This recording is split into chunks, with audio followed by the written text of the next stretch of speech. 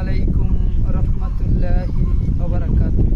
কুরআন শিখাও ছেলে মেয়েকে, ওহে মুসলমান। জান কবজের সময় তোমার হইবে আসান। কুরআন শিখাও ছেলে মেয়েকে, ওহে মুসলমান। জান কবজের সময় তোমার হইবে রে আসান। একটি ছেলে আলেম হলে পড়বে কোরআন, মৃত্যুর কালে ভেগে যাবে মওদুদ ও শয়তান। কোরআন শিখাও ছেলে মেয়েকে, ওহে মুসলমান।